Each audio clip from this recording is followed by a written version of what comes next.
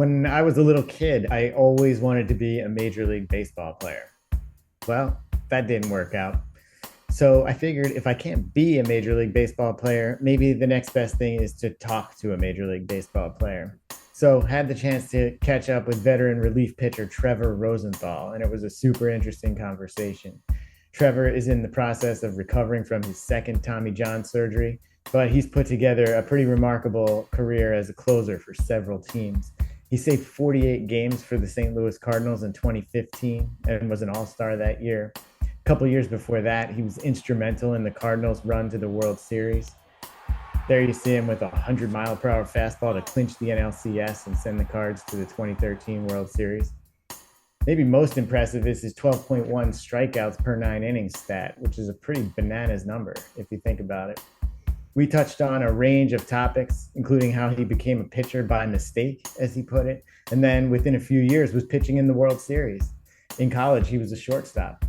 We talked about how he dealt with the pressure of pitching in the World Series at age 23 at Fenway Park. We also discussed several other aspects of his career, like working his way up from the bottom, as he described it, after he was drafted by the Cardinals, and the players he looked up to and modeled his game after. And we even touched on what Trevor thinks of some of the new rules that went into effect in baseball this season, like the pitch clock. Plus, we talked about the bullpen review series he's been doing on Twitter and which has been getting a lot of positive attention. I play for a 35 and up men's baseball team. Incidentally, we won our league's championship this year. Big ups to everyone on that team. We were really awesome. But I also managed to get a question in to Trevor from one of my teammates, which sparked some good conversation. Quick reminder, don't forget, like, subscribe, share this episode so I can keep bringing you interviews with interesting people. It was a lot of fun talking to him, so let's get right to it. Here he is, Trevor Rosenthal.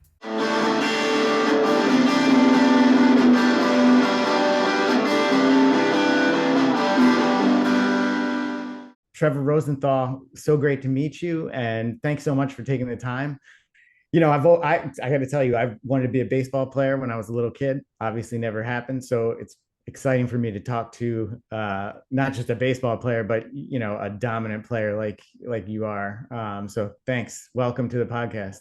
Yeah, thanks, Andrew. Great to meet you. I'm excited to chat. It's always fun talking baseball, especially with people who are involved and heavily interested. I am also interested to hear what your background. I know based off of social media, experienced executive editor and content expert. I know you have a few handles that are not affiliated with baseball, so I'm just interested to hear maybe some of your Yeah. background. Yeah. I mean, we can get to that, but I'll tell you, I mean, I'm mainly a news person, Okay, been in perfect. news, working at, various places, AccuWeather, AOL back in the day.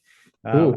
when AOL, before it got sold, it's been sold a few times since I left, but I yeah, so consider news. I consider myself an amateur meteorologist of tracking Oh, gee, storm systems and trying to forecast and predict rain delays and things of that nature that affect my line of work. that's so interesting. So what do you use to do that? Do you use any like apps or any? Yeah, we've gone through a few. Right now, I really like I think it's Weather Live is the name of it. Dark Sky was one, even Yeah. pre-Apple acquisition. But yeah, there's been some good ones. Just trying to get as much of the current up-to-date radar technology on your phone is what I find Yeah. to be the most valuable. So as we're talking, there's a huge hurricane right off the East Coast. Have you been following that at all? Not really. I mean, since I'm not in the season and it's not affecting other than just the general, awareness of what's going Yeah. on. Yeah. Yeah, there's been some storms. I mean, there's been some storms. That hurricane is huge, Hurricane Lee. It's enormous. And it's like, it's far enough off the East Coast that it's just bringing, really rough surf and everything. But I think it's, the forecasters are all saying it's going to clip Maine and then go into Atlantic Canada. So it's going to be like a close call for the far Northeast. But uh, Yeah, yeah, I haven't lived through a hurricane so far, so I know that's got to be scary times. Being in Houston now, I yeah, seems like we might be susceptible to. I think we're in hurricane season now. yeah. We're right in the middle of it. In fact, what, 6 years ago, I think 2017, Hurricane Yeah, Harvey. I mean, that was yeah. one of the worst hurricanes, to hit U.S. Soil. So yeah, all right. Well, cool that you're into the weather. I know a lot of baseball players are too. I've heard others. I know Mike Trout is like a big weather aficionado. So always interesting to hear that. Yeah. Uh, yeah, but I really want to talk about you because you have such an, like I was saying, a dominant career as a reliever, and this season we're actually right at the end of Major League Baseball season, and they're just about completing the first full season of the some of the new rules, the big new Yep. rules. I really want to get your perspective on that, especially the big one since you're a pitcher, and that being the pitch clock. It seems like game lengths have decreased by like 32 minutes since 2021 when they were 3 hours and 10 minutes on average. Yep. Now they're 238. So kind of what's your perspective on the pitch clock? Do you like it? Do you think other players like it?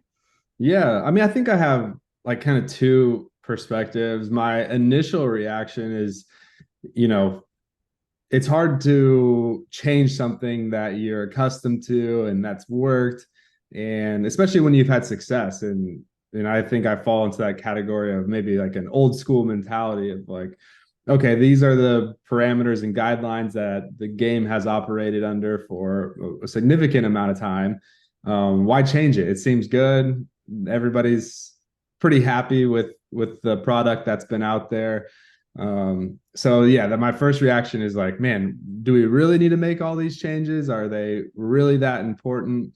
And I think most players have that same perspective as well, especially regarding the collective bargaining agreement and how these rules were implemented. Per the bargaining agreement, both sides have to come to a conclusion that these should be implemented, and that didn't happen. And the MLB, per the clause, reserves the right to unilaterally implement them after a period of time of using them in the minor leagues, which is how this all came to be. So we see that. We saw the players really push back and say, I don't know, I don't think we should do this. And MLB said, no, we're doing it, and it's going to happen, whether you want it to happen now or after a year or two of us getting to the point where we can make that decision for you. And that's what we see. And then my second perspective would be one that we are in a business that is at its core is an entertainment industry, and to be a successful business operator or entrepreneur, which most ownership groups fall into that category. Very few of them have any baseball experience, and especially professional baseball experience. So in their minds, they're really trying to put the best product for the consumer base available that they can possibly put out. And I think that's important. I think that's really important to remember when having these conversations is in a world that's ever evolving and ever changing, and the consumer base is fluctuating and making adjustments, you have to be able to adapt along with that. And that, I think, coming to the conclusion of this year is what I would say has been an overall success. I think the response has been positive. I think players, for one, have been surprised at how beneficial the pitch clock has been, how limiting the shift has been a positive contributor to the game. The bigger bases, I think the bigger bases really had a bigger impact than anybody was expecting. And then I think the limited disengagements with the mound could be the one that's still up for debate. Of is this perfect? Is there some iteration down the road that we can eventually modify to make that rule a little bit better than it stands now? It seems like just watching the game, I remember in the beginning of the season, there were lots of pitch clock violations, but it seems like everybody adjusted to it by now. Like, do you kind of see it that way too? I think so. I mean, I think it's going to just continue to take time. The game has gotten so much more analytical, and information data. These things are being used at a level that they weren't used at all 10 years ago. And it's really improved the game, but you also see it takes time to understand what's important, what's not important, and how do we use some of these changes to our advantage, which ultimately every competitor is looking for the edge over the competition, and that takes some time. So you're just kind of getting your feet wet right now, and I'm really interested to see how this impacts the game down the stretch here of the regular season and into the postseason, Yeah. where I mean there's much more on the line. Yeah. I mean, I would hate to see a pitch clock violation, at a very crucial point in a game, like late inning of a, deciding game in a playoff series. I feel like I don't know. Maybe do the umps have any? Do they have any discretion at like how rigid they have to be at making calls on that, or don't they? They have to like. I would think that that's an ongoing conversation between the umpire association and the league. And you would hope that they do have a feel for the game, and we're all working together to make the game as quality as we possibly can. But human error comes into play, and different personalities come into play, and not everybody has the same exact interest in mind all the time. Yeah. As far as the pitch clock goes, like, let me just tell you from a fan perspective, having gone to a couple of games this year, they go so fast. I think, Yeah. I mean, you notice it on TV, but I feel like it's not quite as noticeable on TV. But when you're there, like for instance, when you get up to go get food, you come back and you've missed like 2 innings. Yeah. Like I don't know if they thought about that, or because it's not just the pitch clock as well. It's the in between innings are now on a timer. I think it was Yeah. like 2.5 minutes, which I don't remember that. Was that always the case, or is that something new this year too? I think it's new. I know it had been the case previously, mainly in the postseason. In the postseason, with the bigger networks, they were on a specific time clock, usually a little bit longer time clock to let Right. the commercial ads roll through. But yeah, this is that, and that would be my pushback against a quality of product. One of the advantages, or one of the biggest advantages that baseball has as far as a marketing standpoint, is there's a game every single day. Yeah. There's no time limit on the game. So the amount of airtime, TV time, and the possibility of creating ad revenues is greater than any other sports league. And when you start implementing these time limits, I think it would have an impact on those areas. Yeah, I agree. And all right, so you brought up the ban on the shift, and I know that was really controversial. A lot of people hated the shift. I'm one of those people, but obviously defenses loved it. And so, what do you think? It sounded like you said you like the change that they're not using the shift as much. Is that Yeah, I think accurate? that goes back a little bit more to the purest of even the pre-shift era, which I was involved in. And during Yeah, my career, I saw the shift become more prevalent. And I think it had its advantages and disadvantages. And most of the time it was advantageous for the pitcher and for the defense. So I would, keep my mouth shut yeah, on anything that's beneficial for yeah, me personally. But I think that's the other thing with my perspective on the rule changes. It seems every single change that's been implemented are all against a pitcher having success. So as much as the shift was limiting a certain hitter's ability or possibly ending a hitter's career in some cases, yeah, we might see that on the reverse side now with some pitchers not being able to perform under the new structure. yeah. That's interesting. I wondered about that. I mean, there are definitely some hitters that I think just could not adjust. In years past. I remember I'm a big Phillies fan, so I remember watching Ryan Howard, who was so dominant for many years, and then all of a sudden they just shifted.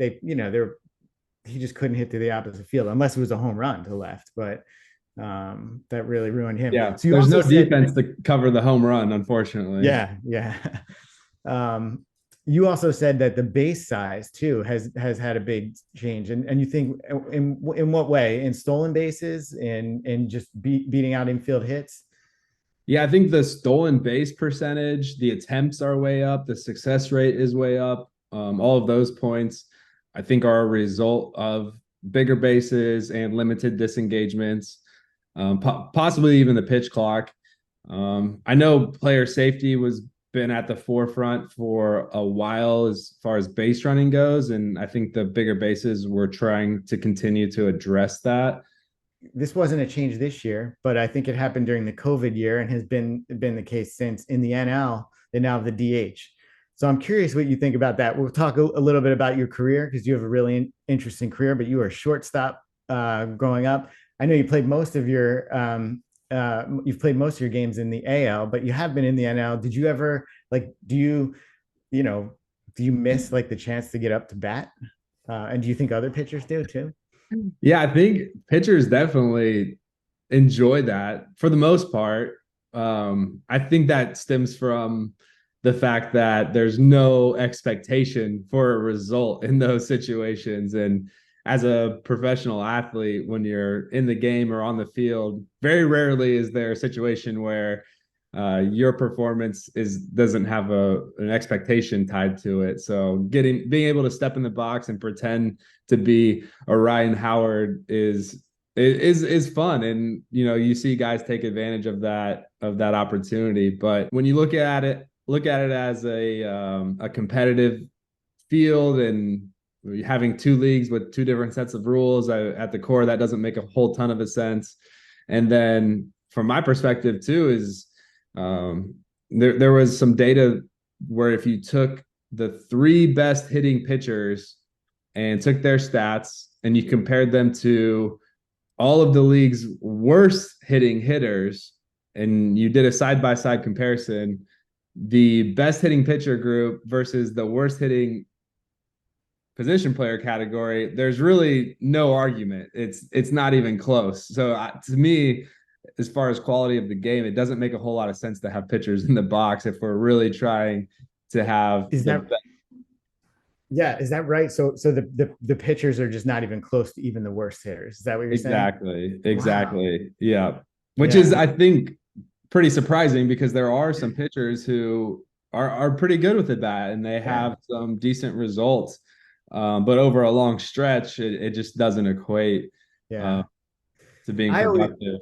I always like seeing the pitchers come up just because if they hit a double or a home run, it's just like such an awesome moment, like you said, there's no expectations. It's almost seen as an automatic out. And if they're not sacrificing, which in the NL they were doing a lot of, and they like really get into a ball, like that's just so fun to watch, from a fan perspective. Yeah, and I mean the strategy from a manager's perspective of the double switch and when Yeah. to pull Yeah. your pitcher and how to use the bullpen, which all those things have changed regardless of the DH. But I think having more of a standard set of rules in both leagues and not having a series, especially a World Series, determined Yeah. on home field advantage on whether or not you can use a DH. I think that is better overall for the game.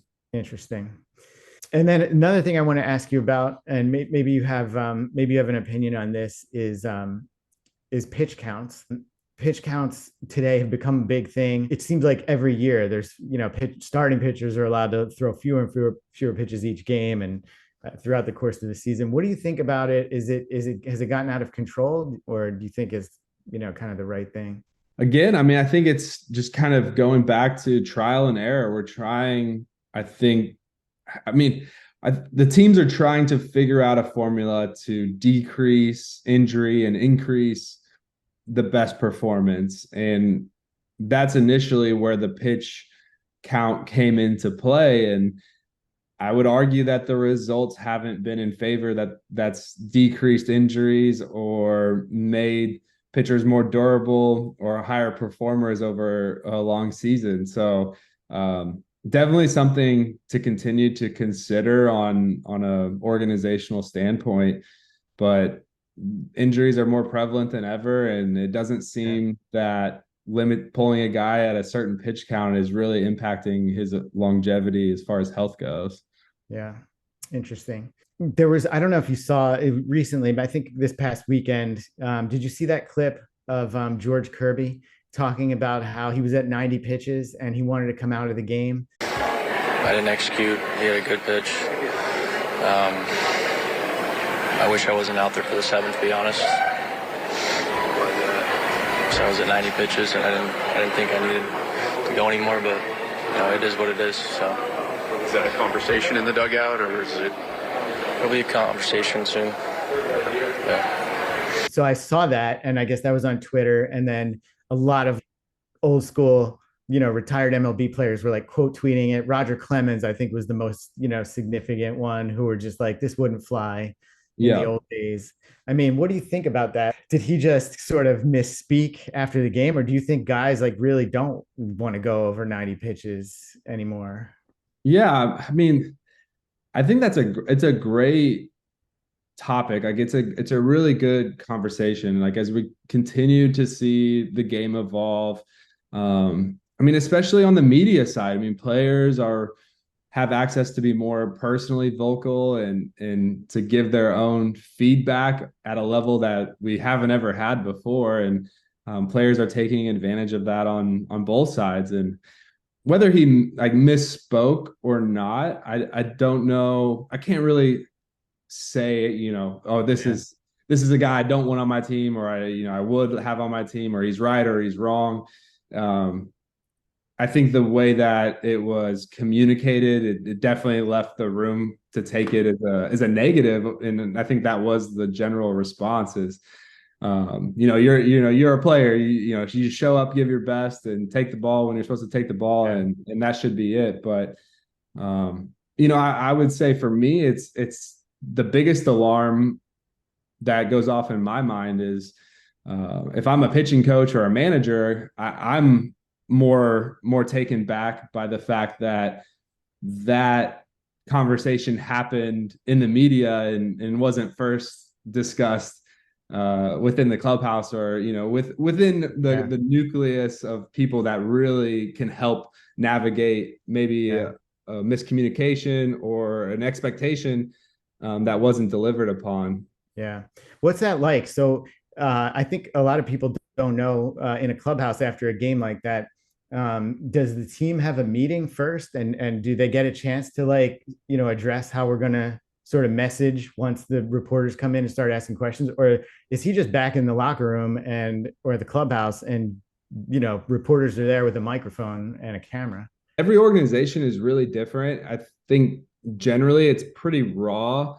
You're playing a game every single day. It's really hard to keep a pulse and say, hey, we're going to have a team meeting every single night after every single game and make sure we're all on the same page and have a uniform language that we're going to speak in our media conversations. But I would say that there should be some form of process that some questions are asked either by the pitching coach or the manager, and especially with a starting pitcher, there's time in the dugout and there's time before the game ends to say, hey, like, what did you think? How are you feeling? And have some, initiate the openness for dialogue to occur prior to a microphone and a camera being put in your face. Yeah. So you're saying though that some teams will allow the players come back to the clubhouse, game's over, they come back, and there's reporters like waiting for them instantly to talk about what happened. I would say that's the majority. Really? The difference between organization lies in the education process, whether it's a formal education prior to the season, sometimes even in the off season of giving, a lot of these players are really young and haven't had much experience in handling these moments. And so giving them a little bit of background and giving them some information on how to best structure their responses. And then a lot of the times it'll come from some of the veteran leadership, where, as we saw on Twitter, and these retired and prevalent names kind of speaking out, when you don't have some of those guys on the team, on the roster, in the clubhouse to set the example and to also give feedback, these situations run a little bit more rampant. Yeah, that's interesting. So you talked about the game evolving, and we've talked about some of the rules changes. One thing you said on Twitter that like almost gave me a heart attack when I saw it a few weeks ago, maybe a month ago or so. You had proposed something about adding pitch speed limits. And I hope that you were joking. I was surprised because, for one thing, you're one of the hardest throwers out there. Like, consistently topping 100 miles an hour. So were you joking about that, or I think, yeah, I'm definitely joking. All right. Definitely joking. Velocity is very important, and that you understand why teams value it so highly. It's just hard for a hitter to hit. When you throw, the harder you throw, the better results that you're going to get, ultimately. And I think the radar gun has had maybe a negative impact as far as the prevalence and the amount of emphasis has been put on the radar gun, and pitchers purely going after a number and not necessarily results. I mean, we can look back to like a Greg Maddux type of era, and I highly doubt he was ever checking the radar gun or really concerned about any pitch speed. It was more important to get outs in any way that you possibly could. It didn't matter the pitch type or pitch speed. Whereas today, I've seen, and just personally in my time, it doesn't matter the results some of the times, as long as the pitch was 99 miles an hour or 98 miles an hour in a good location, but you gave up a hard hit ball, you could go back to the dugout and give yourself a pat on the back, like, okay, I still did what is most important. And so I don't know how exactly. I don't think pitch speed limit, but finding a way to de-emphasize the game in a direction that the velocity, while it is important, it's not the end all be all. Yeah. So and I think you're right. I mean, I've seen in several cases, like some of the hardest throwers out there. Like one that sticks out in my mind just off the top of my head is a couple of years ago, Aroldis Chapman giving up that walk-off home run to Altuve. I think, was that in the ALCS? I think it was the ALCS. And the pitch was, I think, 101 miles an hour. I mean, that's so fast. He destroyed left-handed pitchers. Chapman, no regular lefty. 3-2, Brasso sends one into left field. What a moment for Brasso. Tampa Bay on top on the 10th pitch of the at-bat.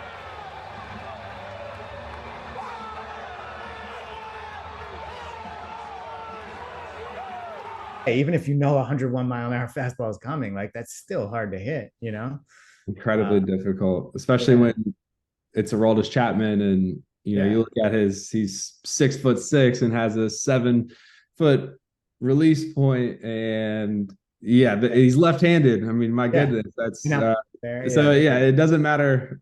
Yeah, like you said, and even hitters will argue that knowing what pitch is coming isn't as much of an advantage as you might think. Yeah. I think anyone who hasn't played baseball, and I played a little, obviously, high school, and still play a little bit today in old man's league. But it's not that simple, like just because you know what's coming, like you still need to hit the ball, and it's hitting so hard, So hard. I don't know how guys do it. It's really impressive.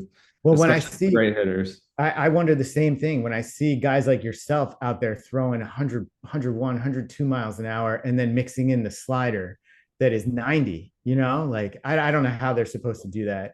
I think it's almost like it's unfair. That's why when I saw your pitch speed limit thing, I was like, maybe he's serious about this. I doubt it, but no, I mean, it's just going through a number of injuries myself and understanding the rules and kind of how the industry operates, and teams really want to see guys that throw hard. And not that that's not important, but how do we make it more of a balanced effort of not rewarding just the hard throwers, but also keeping an eye for pitchers that have a unique ability to get outs regardless of the pitch velocity. Yeah, like Maddux, like you brought up. And I think too, Maddux was at a time when there was no, the on-screen graphics were different. Like there were none. When that would be the beginning and the end of an inning. They would show the score, and that's it. Now you've got constant on-screen graphics, and they've got the pitch speed. Every pitch is shown, so there's way big emphasis on it. Like, but even Maddux, I don't think he ever even topped 90. He was like always in the high 80s, and he was moving the ball around and whatnot. But he won 300 plus games, got guys out. Yep.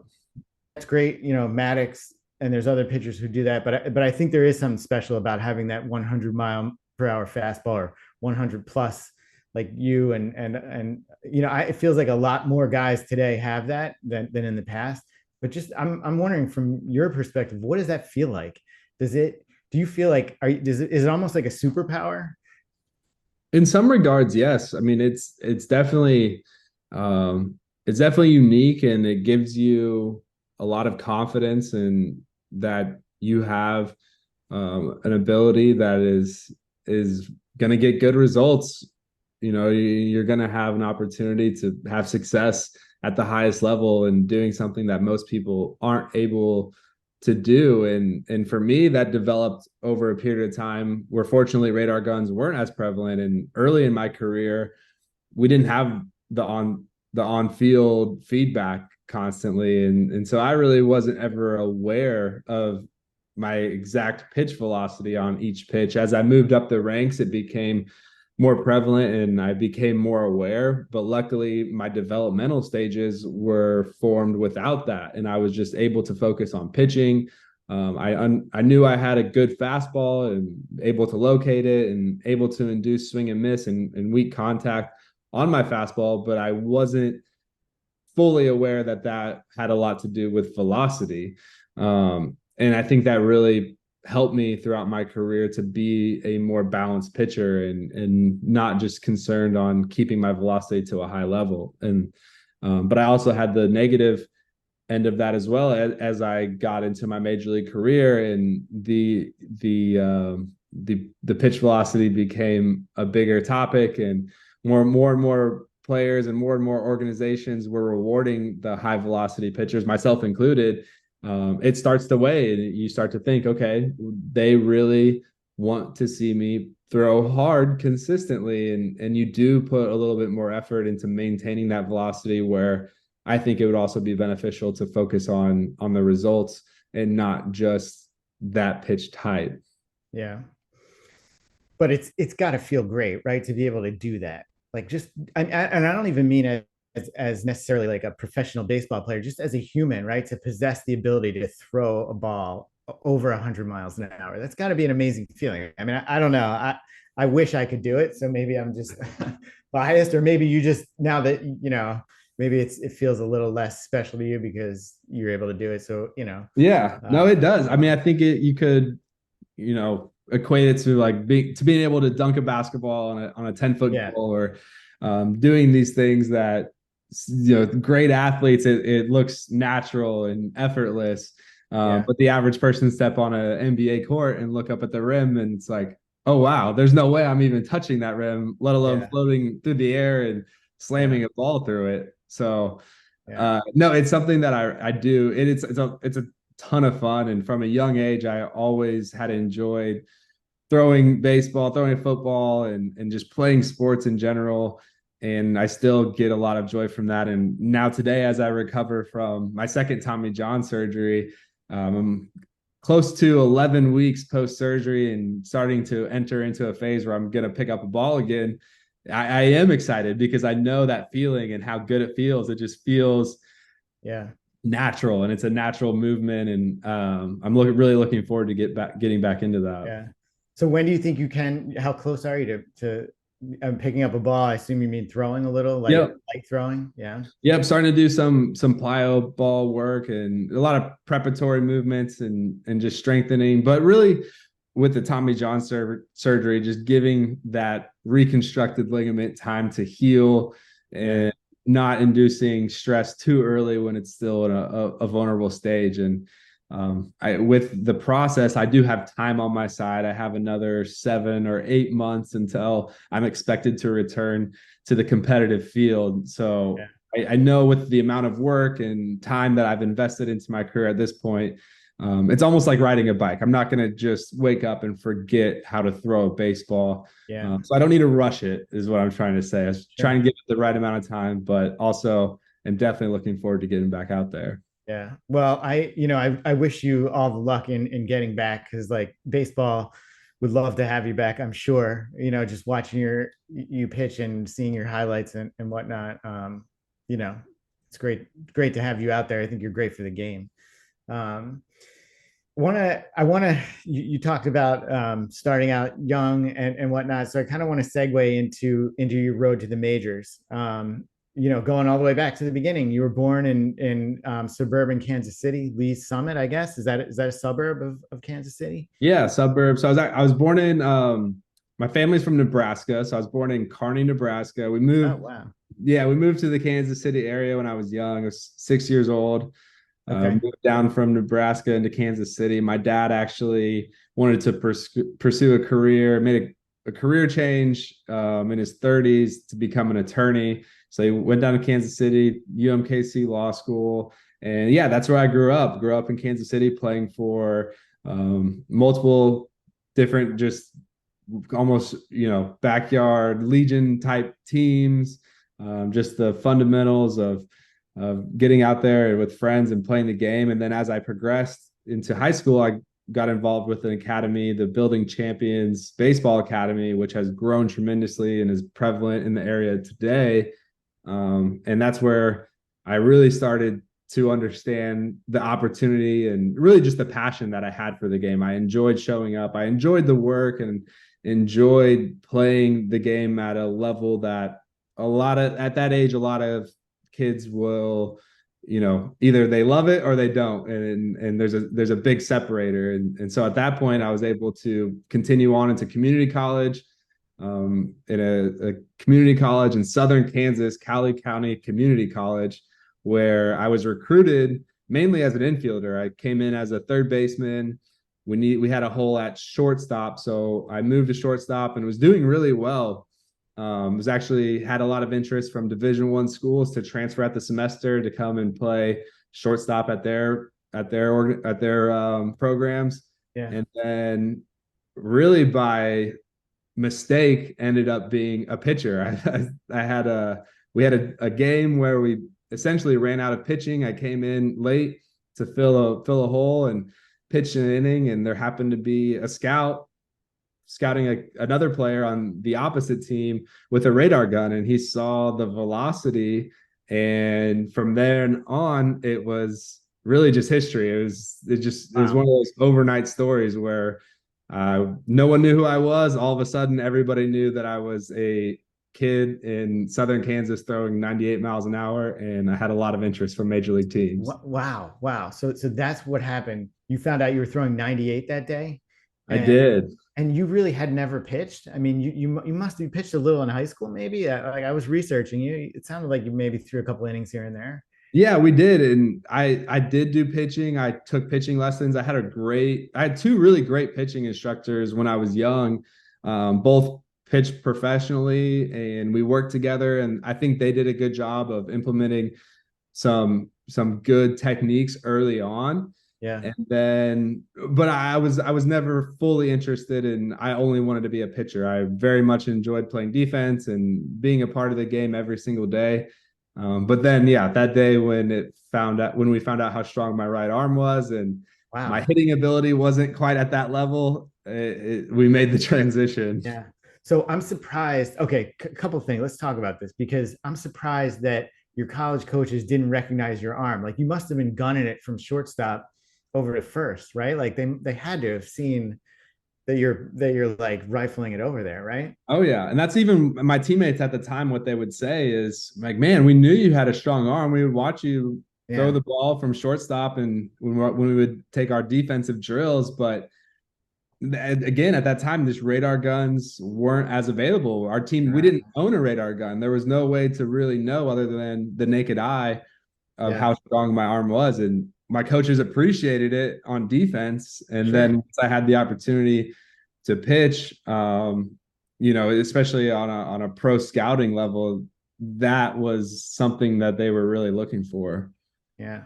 So do you remember that day well then? Like, do you remember, I guess you said that you guys ran out of pitchers. So you get in there and you start, you start throwing. And are you throwing just a fastball at that point? Or are you using a breaking ball? Mainly fastball. Yeah, I was pretty raw. Didn't have a lot of tools in my belt, but I remember the feeling, like you're saying, the feeling of being a hard thrower. And it was the way I describe it. It's like I would get ready to throw the ball, and before I even knew that I had released it, it was hitting the catcher's glove. And it was just this feeling of, okay, that's pretty cool. Yeah.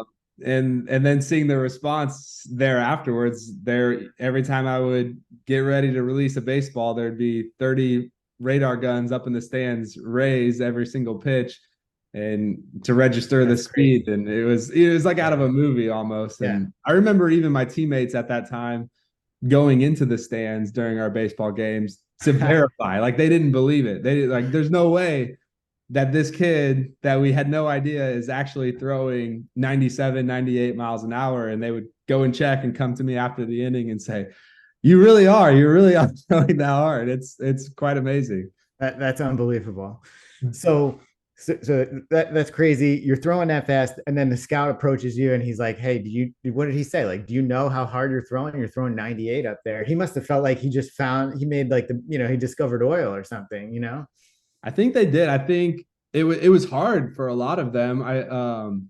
As you come to find out the techniques that the scouts use in evaluating players, a lot of the conversations, they just wanted to get a feel of who Trevor Rosenthal was. And they would approach me and almost just a normal conversation of, what are your parents like? And what are your interests? And where do you come from? Do you want to play professional baseball?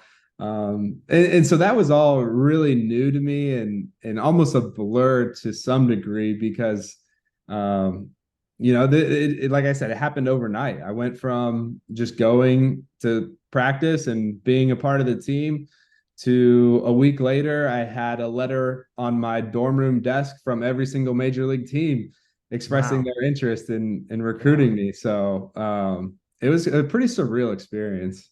Yeah, that's got to be. When you were young, at that age or even younger, were there any players that you were looking up to or who inspired your game or that you modeled your game after? Definitely.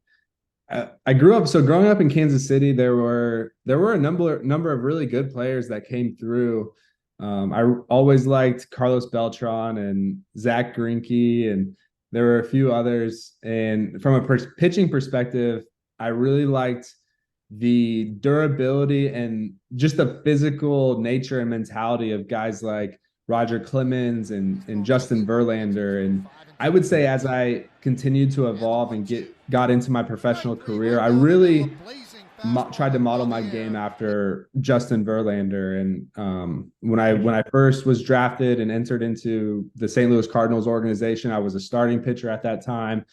And when you listen to a broadcast of Justin Verlander and while he's pitching, the main points that were always talked about and highlighted is how he was able to keep increasing his velocity as the game went on. And as he got into the 7th, 8th, and 9th inning, that's when you would see him executing the best pitches of the day.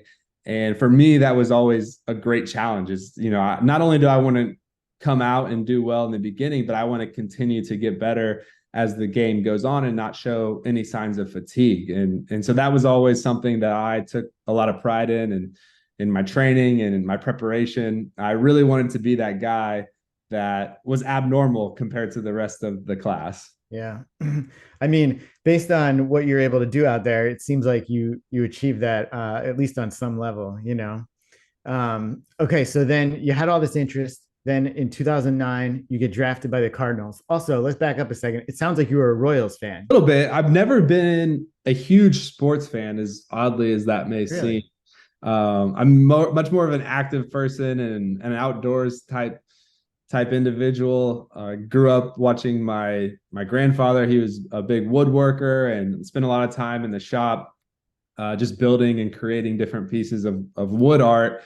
So I enjoyed just using my hands and being more active than watching something on TV inside. And so, I would say I was a Royals fan, being proximate. Also, St. Louis Cardinals a little bit, the Albert Pujols eras. I remember I had like an Albert Pujols poster on my bedroom wall, things like that. Mark McGwire. Sure. But it was more of I wanted to be involved than a spectator at that time. Yeah. Well, that's what I wanted to ask you. So you got drafted by the Cardinals in 2009, 21st round, right? So, I mean, that's kind of amazing too. You're kind of a fan of the team, and then they draft you. Like most kids never get, who dream of being in the majors and maybe have a favorite team. They end up getting drafted by whatever, some team halfway across the country. How did that feel? It was I'd never really viewed it that way. For one, I didn't have a great expectation to be that I was going to ever be a professional baseball player. Really? And when I was going through the draft process, there were so many teams interested.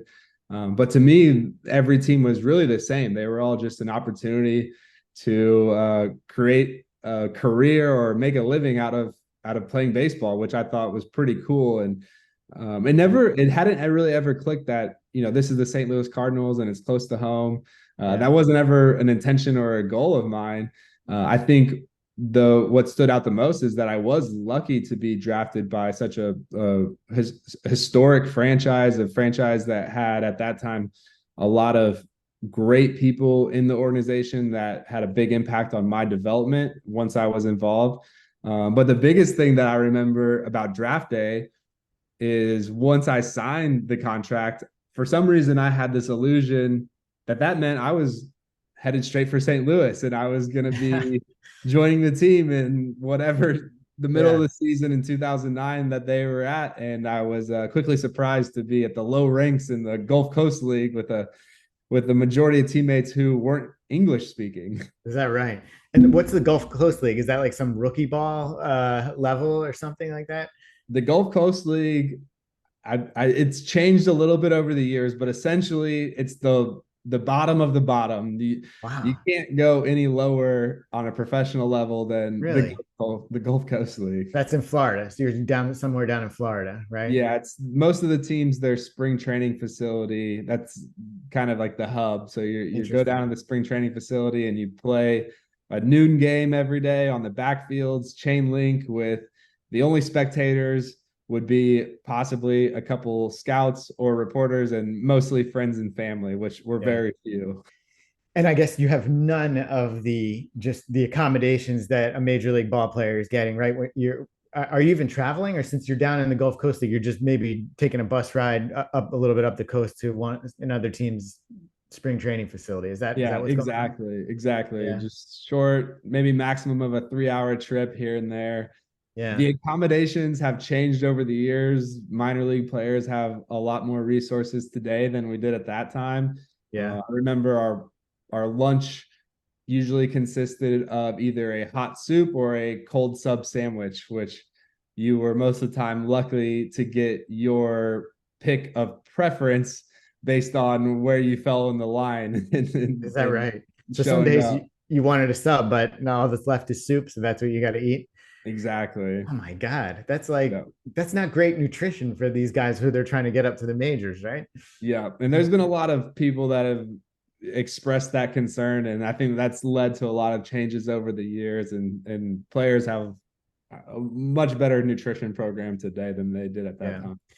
I would imagine though, too, that after experiencing that, when you get to the major league level, you must really appreciate it, because now they're not just giving you some hot soup because that's all that's left over at lunchtime, right? Like, tell me about what the meal situation is like in a major league clubhouse versus. Yeah, and that kind of feeds into the old school mentality and that you might hear from some previous player generations. Is that was almost like part of the earning the badge of honor of getting to the major leagues. Is the minor leagues were supposed to be difficult. It was supposed to be a big gap in the resources that were available, and that was supposed to be viewed as a motivator to keep rising the rankings. And then once you eventually got there, it was appreciation and a level of, I want to stay here because this is so much better for sure.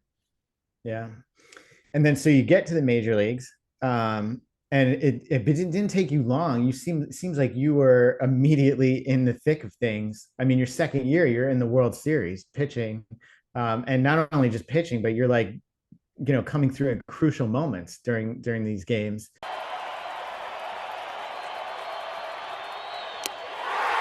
World Series bound.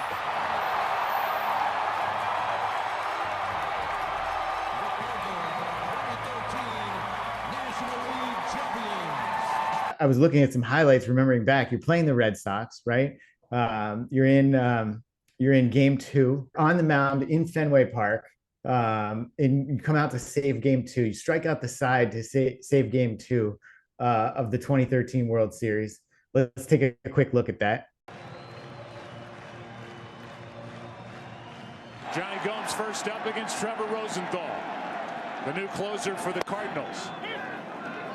And you're just going to see more heat from another young right-hander, from the 22-year-old Waka. Then 2 innings from the 22-year-old Carlos Martinez. That's outside at 97. Gomes hitless tonight. And a strikeout starts the inning. Had only 3 this postseason prior to tonight. Saltalamacchia takes a strike in that 3-run 7th inning. Both the tying and the winning run right now. Go-ahead run. More than any other catcher in the game this year. A strikeout for out number 2. And another 98-mile-an-hour fastball from Rosenthal, who's done nothing but come in and throw heat. Hit over 300 and takes 95-mile-an-hour fastball for ball 1. That's on the inside corner, ball and a strike. Nava batting for Stephen Drew. The 1-1 on the outside corner, and Rosenthal could end this game with an exclamation point by striking out the side. Struck out the side, and the Cardinals win game 2 by a final of 4-2. You're literally at Fenway Park, the oldest baseball stadium in the country, the most storied baseball stadium. It's where Curt Schilling had the bloody sock game. You're 23 years old. When you take the mound there, are you aware of any of this? Are you thinking about it, or is it just like another pitcher's mound? You've just got a job you've got to go out and do. It was pretty. Looking back now, it's much different perspective than in the moment. At the time, it was very much so of like this is the job to be done, and really at that time, going back to our Carlos Beltran connection, he was a teammate at that time, which was amazing. Fantastic person, fantastic baseball player, and a good friend as well. But the focus of that series for our whole team, in a lot of these situations, you try and minimize the stage and try and get a specific, clear, focused mind on one task. And our task as a team was we need to get Carlos Beltran a World Series ring. He's had this tremendous career and he hadn't won a World Series up to that point. So for me, before every game, it was like, okay, I see Carlos getting ready. I see our team getting dressed for the game. It's like, I have a job to do, and my job is any role that I have, whether it's pitching the 9th inning or coming in earlier and contributing, the end goal is we need to win these games so that we can help Carlos elevate his career to that specific milestone. Interesting. So in that moment, you're not really like stepping onto the mound and thinking, oh my God, here I am in Fenway. This is where so much baseball history is going down. You're just like, laser focused on what, getting these guys out. Definitely. And I don't know if that's abnormal, but very much how I approached. That's how I've approached most of my career is I've trained, I've practiced, I've done a ton of preparation. I know what I'm capable of, and I'm just going to focus on that. And everything else is kind of a blur. Now, so that sounds like you take a very professional approach. I mean, you're a professional baseball player, so you're being a professional about it. At any point after, like even the same night when you get back to the hotel or something, like are you able to soak that in and appreciate it, or is it just on to the next task because you got another game the next day? At that time, my wife and I had just had our first child, she just turned 10 years old this week, but so she was maybe 6 weeks old and she was with us in the hotel room. So no, it was very much a switch of the game ended to now I'm dad and husband and doing all those duties. No pun intended on duties, but that was it was pretty easy for me to not get distracted by the stage and everything else that was going on, because it was just my life. And at the time I was really trying to, make the most of the opportunities that I had in baseball. Yeah. And then speaking of the next day, you went out the next day and you got a 5-out win in game 3, which is pretty rare these days. But I think it was even kind of rare at that time, 10 years ago, for a reliever of a closer to come in before the 9th. The bases are loaded, and Trevor Rosenthal is into his 8th game this postseason. That's to Wong. Makes the short hop stop, and with a run scoring, safe at first, it's a 1-run game. Xander Bogaerts has tied it. He takes off on a ground ball to Wong. No, I'm not analyzing. This is great. It really is. A strikeout starts the inning. Who knows whose bat that is? It doesn't matter. 2 out. The only thing you can say about this is that at least he didn't get hurt. Broken bat. Matt Carpenter. A 1-2-3 9th inning for Trevor Rosenthal. Do you remember that? Yeah, that was a big game for us, and it felt like a big momentum shift. Winning that game, it was a great Red Sox team that we eventually lost to in 6 games. And when people when talking about a World Series opportunity and the ability to play in the World Series, that's one of my biggest takeaways is playing in the World Series was really amazing. But almost the worst part about playing in the World Series was losing the World Series. It's like you came this far and you were that close, and to not edge it out, it's like, man, I would have almost rather not have been there to feel the disappointment that came along with losing.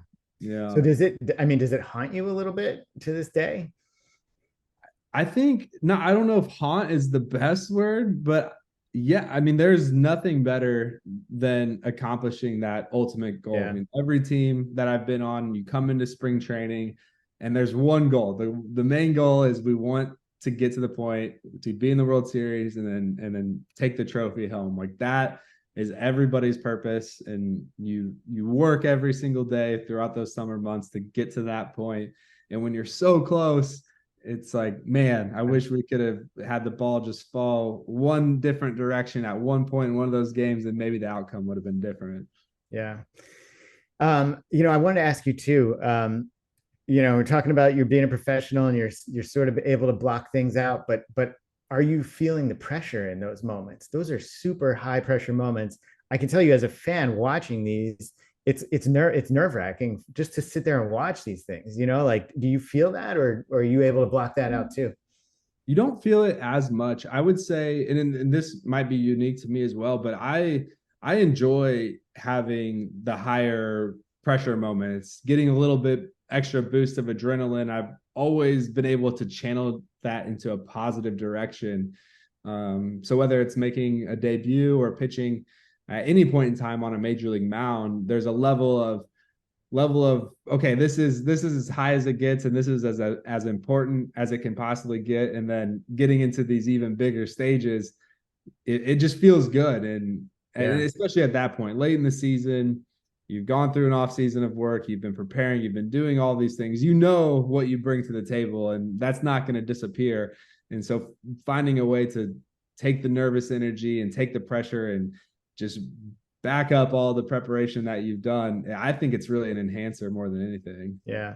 So you feed off of the kind of the high wire act of it all. I mean, and that is what it is for a relief pitcher. That's probably the highest wire act in baseball, right? Getting out there in the 9th when, the other team is up against the wall and you got to just get those last 3 outs, Yeah. I think you get it. Definitely. It's like an adrenaline junkie. You get addicted to those moments, and you anticipate being in those moments, and you really can't wait to get out there and show, what you can do and how you can navigate through those tough waters. And I mean, you seem like a pretty down to earth guy. But I know a lot of closers out there throughout the years have been kind of eccentric, like think about like in my mind, I always remember Mitch Williams in Philly. They called him the Wild Thing, but just throughout the years, a lot, even like Kimbrel today is a little bit eccentric. Do you think that's because it's such a high wire act type of job, that you just have to have like a little bit of a different personality trait to be able to even, attempt it? I'm not sure. It is interesting because I have always felt that attention or almost the expectation of you're in this role and we expect there to be some quirks. And I think everybody has quirks, but there's almost this extra sense of, okay, you're this guy and you go out and you do this thing.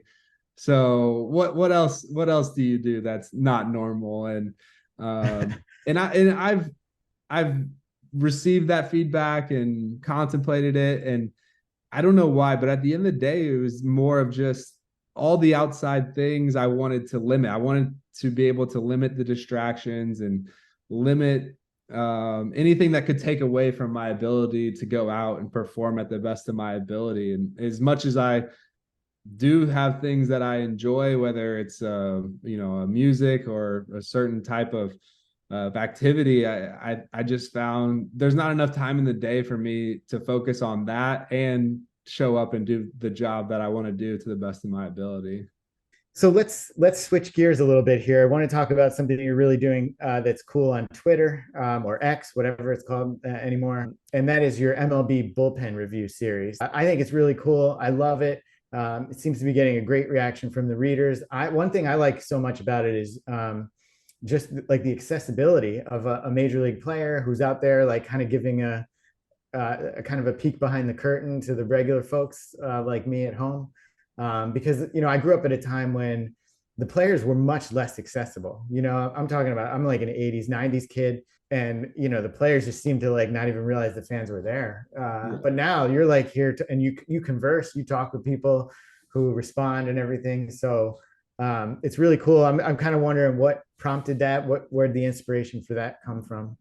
Yeah, it's been a great experience, and I didn't really understand going into it what the feedback was going to be or how much I was going to enjoy it. And it started out as an encouragement from a friend who is doing something similar. And I just really wanted a place where I could record a lot of my experiences, especially while they're still fresh on my mind, and have a place that I could share them. And I think putting them into a book format was something that I thought of, and that just seemed at this point just maybe a little bit too cumbersome. And as I started to share on social media was something that I wanted to be a little bit more active on, especially in our day and age now, where it seems very important for everybody to be involved in some degree. So exercising that muscle a little bit more than I had been reluctant to in the past. And it's been great. I mean, I've really enjoyed the reflection. It's sparked up a lot of great memories. And I really hope to create this dialogue of all these experiences that I've had and have them exposed and get the feedback. And I think that will eventually help me to understand what the audience wants to hear more of and what I could maybe put into a more formal format, like a book, and that would actually be beneficial to a reader. Yeah, I think it's really fascinating. And one thing that surprised me too is how much you talk about interactions you have with the fans in these places. Because like I said, when I was a kid and at baseball games, it seems like the players just didn't even notice the fans. And I went to Phillies. I was a Phillies fan. So I was at the Vet, where, the Phillies fans can be very hostile and they would be screaming like the worst possible things at these guys. This is before before they won the World Series in 2008. Philly fans like mellowed a lot since then. So back then, but you actually hear the fans and you talk to them sometimes. Like, tell me about that. What's it like being so close? And I guess the stadiums are a little different these days too. Yeah, it's interesting, especially at the major league level. There's a big difference between minor leagues and major leagues in a lot of ways, but especially with how fans have a perspective of players. It's almost like putting on you go see the doctor, you go see a physician, and they have the white coat, and you view them a little bit differently. Like, this person is different just based on what they're wearing. And I think the major league uniform has the same effect, which I find fascinating. And it's really fun, obviously, for kids, and getting to be a positive influence and go sign an autograph or take a picture with a young kid. But then, especially in Philly, I mean, the fans are very witty, and they just feel the need to say things that they think will get under your skin because you have this uniform on and that you're somehow different. Yeah. And what's the worst thing? What's the worst thing you've ever heard from a fan when you're in the bullpen? Like, man, I guess in Philly, if they're tough in Philly. They are. To me, no, I had never had anything where I viewed it as offensive. I just had more of a comical kind of satire and perspective behind all of the information that was coming in, and just thinking, okay, they're saying that because they have this view of who I am based on what I do and what they might see on my Wikipedia page. And they really have no idea who I am. They're just trying to do these things to get under the uniform. And but I have had teammates who have had fans that say things and they really do take it personal or in an offensive type of way, which is a whole other conversation. But for me, my greatest enjoyment was taking what a fan would in their mind think as a negative and something that was going to really irritate me, and responding in a way to try and get them to laugh and them to see, like, hey, I don't take myself too serious either. Like, I'm just like you, and I appreciate you singling me out, and you weren't expecting me to single you out, but now here I'm singling you out in front of everybody. And that usually takes care of the situation. That's so interesting. So, I mean, you have a superpower where you can throw 100-mile-an-hour fastball, but it seems like you have to have a little bit of a superpower to be amused by all of that and not distracted too at the same time, right? Like, because like you said, some of the other guys couldn't deal with that. Yeah, maybe. I mean, most guys are pretty good about it, but just like any other realm of life, like, everybody's got different personalities, and these guys, man, everybody comes from different backgrounds, whether it's California, Texas, Latin America, living on a farm, or in a big city of New York. I mean, anything and everything in between, and so the way they go about their business is always different. Yeah. And what other crazy things? Is there any crazy thing that you've seen in a bullpen off the top of your head that, like one of the things that you mentioned was at one of the bullpens, I forget which, I'm sure you'll remember, but you actually share a bathroom with the fans. That's crazy to me. Yeah, I mean, that was in San Diego before they moved their bullpen. The visiting bullpen was on the field down the right field line, which was interesting of itself because the home dugout was on the left field line. So to get even over there, you had to cross the home team, and that was a whole ordeal. And after about 4 or 5 innings of chugging water, I realized, oh, I need to use the bathroom. And the clubhouse is very far, and it's the middle of the inning. I don't think that's a realistic expectation. So I asked one of the veteran guys sitting next to me, like, hey, is there a bathroom out here? What am I supposed to do? Go in between innings and sprint on and off the field? And he said, well, you just basically either go through a hidden door in the outfield wall or jump the concourse fence right here, and you can go down the concourse and use the restroom. So I went ahead and did that. And while I was doing that, I found myself waiting in line to use the restroom with fans that were sitting right behind me. And that was a mind-blowing experience for sure. That has to be so weird. I mean, that actually sounds like a story that would come from your minor league days down in the Gulf Coast or something. But there it is in San Diego in the major leagues. Yeah, that's funny. That's super interesting. Well, I can't wait to see more of those. I hope you keep doing them. And I also can't wait for your review of Fenway, because Fenway, obviously, like we talked about, historic place. And then it was such a big games that you had played there. Also wanted to ask you, obviously, about Pitching Ninja, Rob Friedman, the guy known as Pitching Ninja on Twitter. He's obviously huge and has gotten very big on Twitter, but he's actually been covering you for a while, and he's thrown up so many of your highlights. You're so fun to watch, obviously, because you're throwing some of them. You're 102 miles an hour. What do you think of Pitching Ninja? Do you think he's helped baseball or helped kind of the art of pitching be better understood by people? 100%.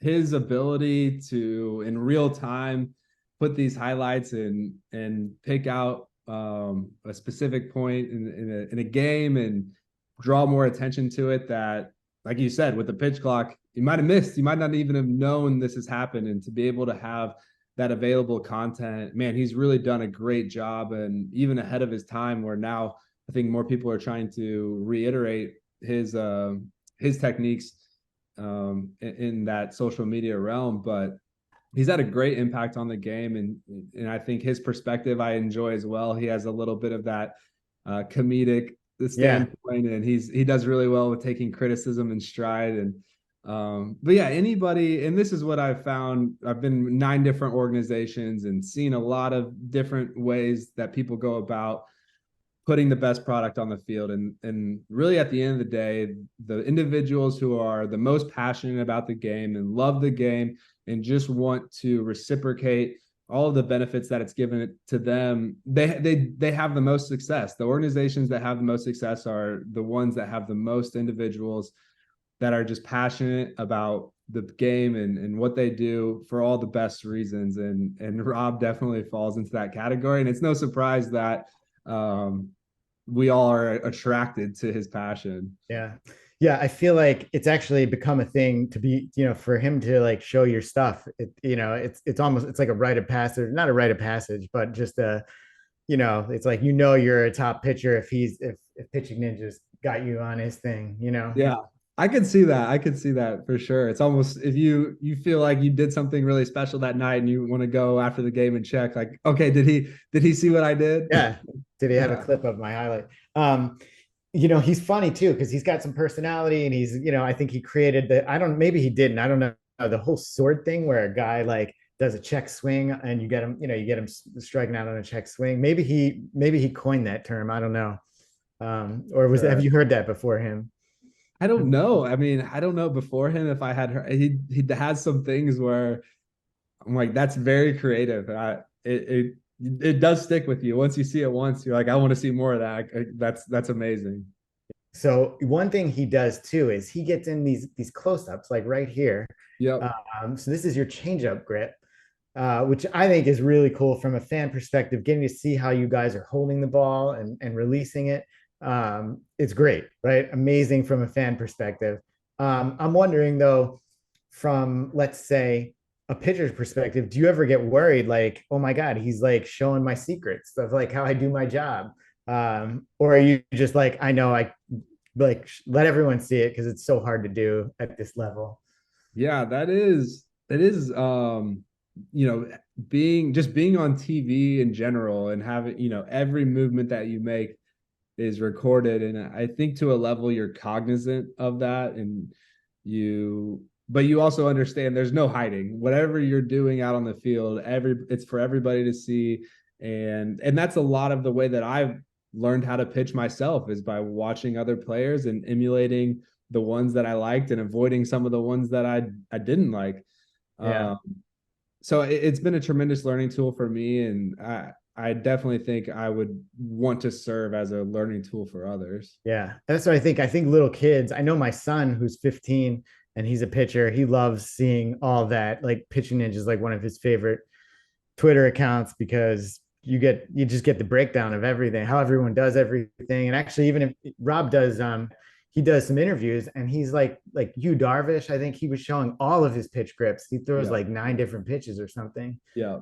And there's the pitch grip is one thing in a bunch of different variables that go into it. Just because you have the exact grip doesn't mean it's going to do the exact same thing. There's so many things that go into it. Yeah. But the grip is important. But I mean, obviously, what you're doing with your hand, your full mechanics, and everything goes into it, of course. I want to show another one real quick here. Let me share. This is you. This is one of my favorite. So are you seeing that? Oh, yep. So this is you. It looks like you're getting. I think that's Ryan Braun there, Oh, who's yeah. just like flailing at a slider here. And this is when we were talking earlier about it sometimes being unfair. I mean, you're throwing 99, 100, and then 99 and an 88 mile an hour, 90 and 88 mile an hour slider. Like that is just so hard to hit.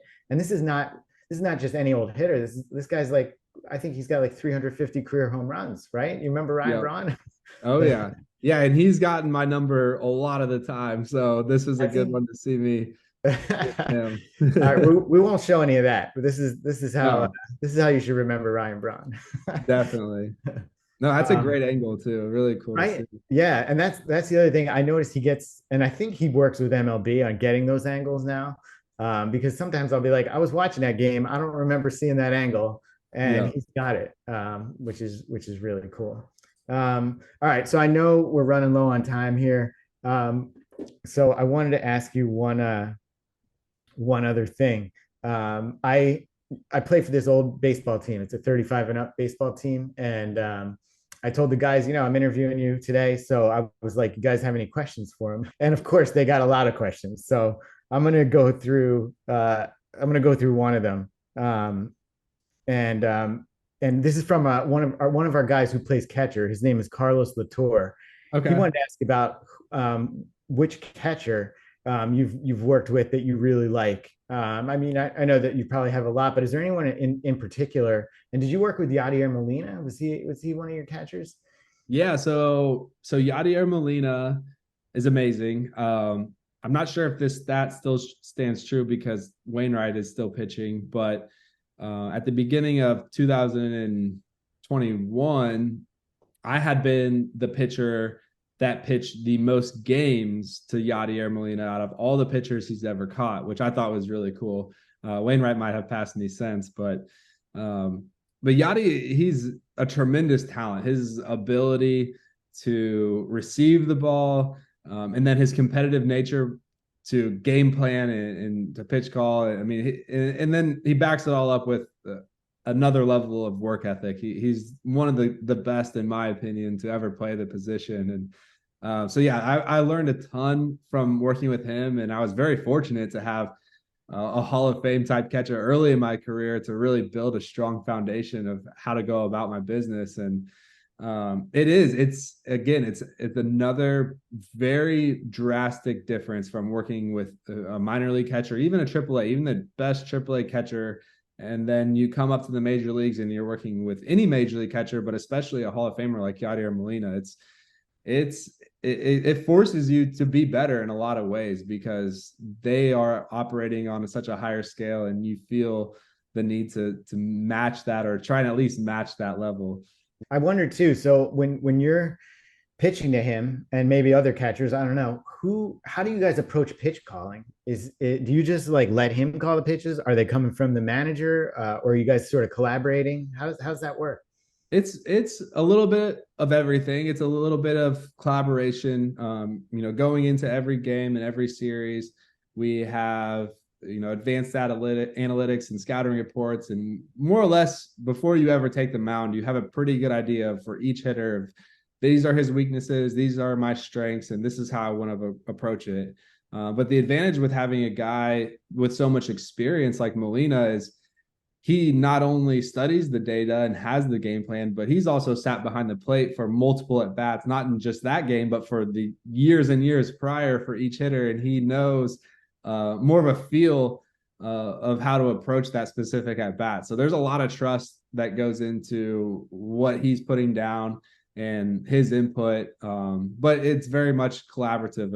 If you don't agree, you're more than willing, more than able to make a change. To shake them off. Yeah. And do you I mean when you're trying to throw a pitch, like are you really focusing on location? Do you guys agree like, okay, this is going to be a fastball inside or a slider away or a slider like more over the plate? Are you that detailed or specific about it? Yeah, it is. And it even goes like a step farther of understanding the situation or the hitter and not just location away or up or down or in or out. It's, do I want to miss for a strike? Is this pitch intended to be in the zone, or is this pitch intended to be just off the zone, or is this pitch intended to be way off the zone? And I think as a pitcher, that's probably one of the most important aspects to your approach, is understanding when the catcher is calling for a certain pitch, he doesn't have a real great way of communicating, like, no, this needs to be a strike, or this should be a strike, versus just a little bit off or way off, more of a chase type of pitch. Yeah. And I think as a pitcher, that's where that feel and really can be a big separator in your results, is understanding not just commanding the zone, but commanding the outside of the zone also. Yeah. I noticed that about you just in reviewing your highlights. Man, you really paint the corners. So often, like 100-mile-an-hour fastball, like right on the corner, maybe even a little outside. How do you do that? Is that take a long time for you? I mean, I know we talked about you developing the arm strength and everything, but what about that sort of command? How long did it take you to? It takes time. It takes a ton of repetition and a ton of intentionality of seeing, how umpires react to certain pitches and certain pitch locations, and understanding where you can get a little bit off and where you can't. And then also understanding different catchers have different pitches that they're better at making look like strikes than others. And also how hitters react. So there's so much going on in those really fast-paced moments. And that's where video comes into play, and going back and looking at it too. But I think, and this is something that I had heard early on Roger Clemens say, is he was asked, I can't remember specifically the situation, but he had an approach of, if there's a big spot in the game and this hitter's coming up, I know I'm not throwing him a strike. I would rather him either swing at pitches outside of the zone, or I'm just going to walk him and put him on, because my chances of getting that next guy out are way higher than getting this guy out. And that, for some reason, always stuck with me in understanding how to play the game at a bigger scale, and knowing, okay, I don't have to just throw hard and just throw into the target. There's a game within a game almost to be played. So it seems like a very strategic approach to it. I guess also considering you're facing the best hitters in the world too. Well, super interesting. I know you got to get going. Also just want to mention too, your social media stuff you're big on Twitter, anywhere else? Twitter, Trevor Rosenthal on Twitter, and Instagram, the Trevor Rosenthal. Try and be much more active and definitely interact with anybody who wants to reach out. Yeah. For sure. I noticed too, you're doing something called Tuesdays with Trevor, with 4D athletes. Is that's kind of new, or? Yeah, it's a little bit new. It's been really fun. Jason Holzer, he's actually out of Kansas City, founded an organization, 4D Athletes, and just trying to spread the good message of mental toughness and character building through youth sports. So we've had fun diving into some of those topics every other Tuesday. That's cool. And where can people find that? Is that Instagram too? Instagram, Twitter. He's big on LinkedIn. So yeah, all the platforms are covered, and we're hoping to continue to grow that segment and reach as many people as we can. That's great. Well, we'll wrap it up here. And also just real quick, shout out to Carlos Latour for that question about Yadier Molina. That was a good question. So it was great talking to you and meeting you. And listen, all the best on the recovery from the Tommy John surgery. Hopefully you'll be back out there next season, right? That's the plan. Yep. That's the plan. Yeah. Thank you. I appreciate it. Thanks for the time today and for reaching out. Yeah. Thanks for taking the time, and super interesting talking to you. It was a lot of fun. All right. It was. I really enjoyed it.